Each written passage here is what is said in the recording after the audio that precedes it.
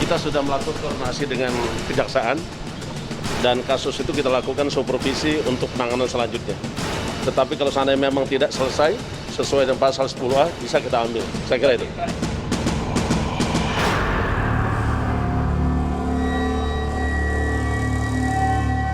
Ya, sekarang kita ingin ke Maki, pemirsa, ke Mas Boyamin. Mas Boyamin, kalau menurut sudut pandang Anda, masyarakat anti korupsi Indonesia melihatnya sebaiknya kasus ini seperti apa? Apakah tetap diteruskan di kejaksaan saja atau mungkin sebaiknya diambil alih oleh KPK dalam kondisi saat ini ya, Mas Boyamin? Sebagai orang Solo ini kan sebenarnya kenapa saya nyentil KPK itu kan sindiran dan hukuman bisa. Jadi mestinya kasus ini bisa di OTT KPK. Bayangkan ini ada upaya di lorong gelap, ada orang menyuap, ada orang mengatur sebuah kasus lama menjadi bebas oleh oknum penegak hukum. Mestinya ini kan bisa di OTT KPK, gitu loh. Dengan tidak bisa di OTT KPK ini sebenarnya kan saya ingin menunjukkan, kamu gagal loh gitu kan. Nah, bisa ditebus dengan cara mengambil alih perkara ini. Tapi nampaknya berputar-putar ayam dan telur ini kan. KPK minta diserahkan, terus Kejaksaan Agung silahkan kalau diambil alih, Pak Mahfud juga begitu. Nah, ini proses ini yang sebenarnya saya dari poin utama adalah ini kenapa harus diambil alih KPK? KPK untuk menebus dosanya karena tidak mampu melakukan OTT terhadap perkara ini, itu satu. Kedua juga ini sebenarnya sudah terlambat semua. Kalau memang KPK itu melakukan supervisi ya sejak awal penetapan tersangka Pinangki, penetapan penyidikan itu sudah diundang sebagaimana di Bareskrim. Dan misalnya kemarin penetapan tersangka Joko Chandra itu juga mestinya sudah diundang oleh Kejaksaan Agung.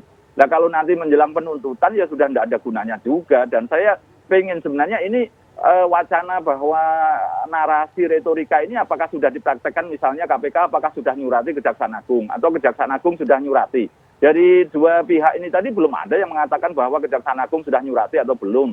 Atau KPK sudah nyurati belum. Nah ini kan sampai kiamat nanti ya ayam dan telur siapa yang duluan. Mas Boyamin. Dan ketiga ini asas manfaat. Kejaksaan Agung itu banyak yang ditangani Jiwasraya, Dana Reksa, yang kemungkinan rencana nanti BPJS dan kemudian ada perkara yang lain yang saya laporan Hibah Sumsel masih banyak. Dan itu mestinya kalau mereka dibebaskan dari menangani perkara Pinangki diserahkan KPK maka mereka akan berproduksi. Kalau menangani ini apapun seburuk apapun itu tetap buruk. Sebaik apapun dianggap masyarakat tidak percaya. Tapi kalau dilimpahkan KPK, seburuk apapun masyarakat percaya karena ditangani KPK. Gitu loh, bukan jeruk makan kulitnya atau kulit makan jeruknya kan itu. Seburuk apapun akan tetap buruk kalau ditangani Kejagung. Maksud Anda ini ya? Boleh. Silakan, Bang Nasrullah.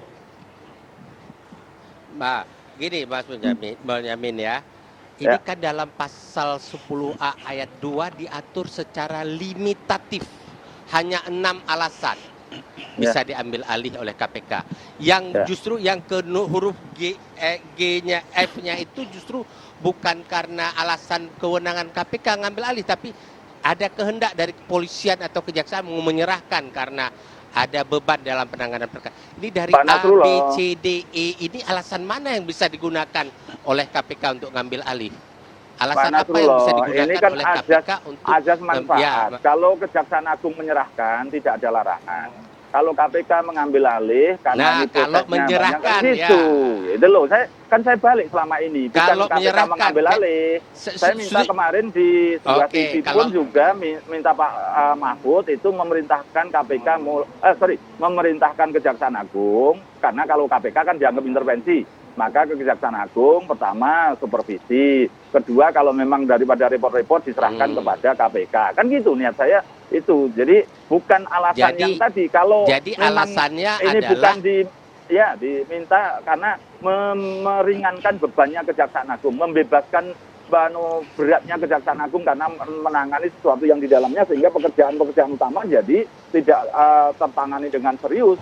Jiwasraya butuh MI, nggak bisa tersangka harus dituntaskan. Dana Reksa demikian, uangnya triliunan semua. Jadi itu loh.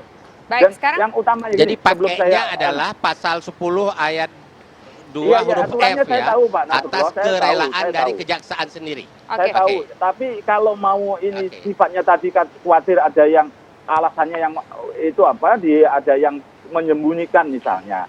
Ya kalau tidak terbuka begini, kalau saya ditanya ada yang dugaan disembunyikan. Kan tidak harus ada bukti disembunyikan, tidak harus begitu kan. Dugaan itu bukan sekedar asumsi, tapi dugaan yang kira-kira ada backingnya, backup datanya seperti apa. Dan itu kalau KPK mengundang saya atau Kejaksaan Agung menunjukkan apa kira-kira hambatannya atau kira-kira apa ada orang lain yang kira-kira dilindungi, bisa saja saya tunjukkan setidaknya begitu dugaan-dugaan, tidak harus ada bukti loh ya, itu. Dan itu Baik. yang utama itu loh ya, membebaskan itu aja. Makasih. Baik, coba kita dengar suara dari Bung Fahri. Bung Fahri, kalau melihat soal kasus Jaksa Pinangki sebaiknya ditangani oleh KPK kah atau tetap di Kejaksaan Agung kah? Idealnya seperti apa kalau menurut Anda, Bung Fahri?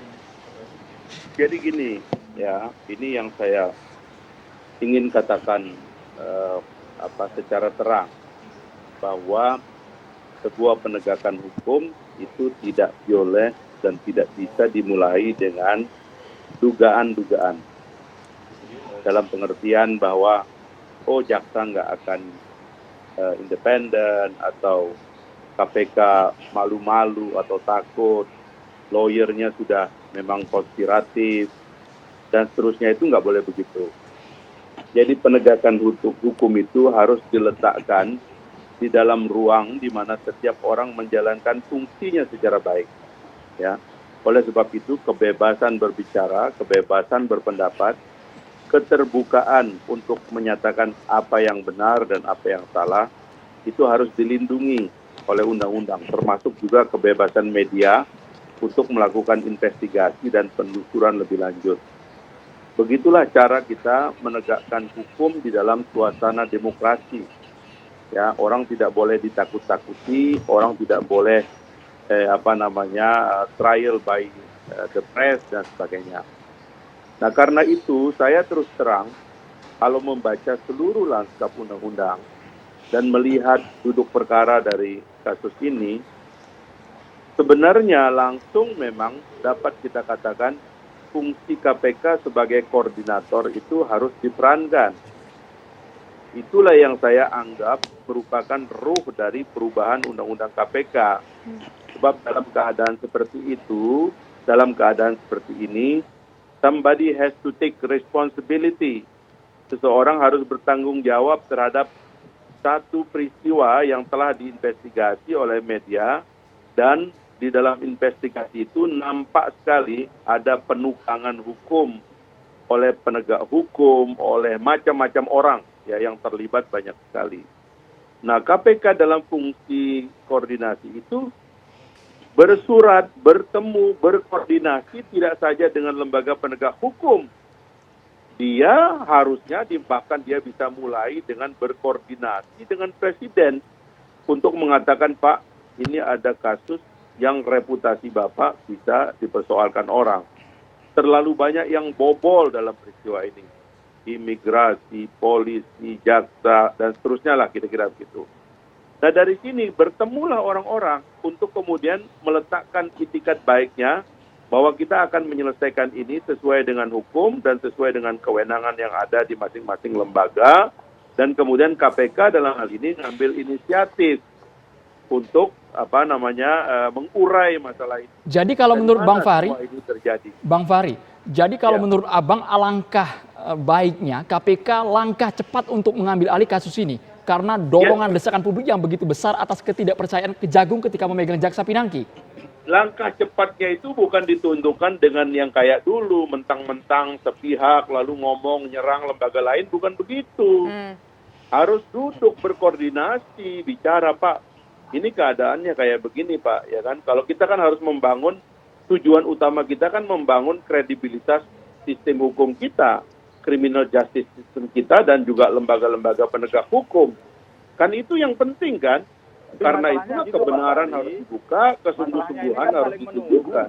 Dan sudah perjalanan sekian jauh. Baik, nanti kita akan dengar suara dari Mas Bonyamin juga dan juga dari KPK dan juga Kejaksaan Agung serta juga pengamat hukum pemirsa, tapi kita harus jeda terlebih dulu, sinak. Kami kembali sesaat lagi.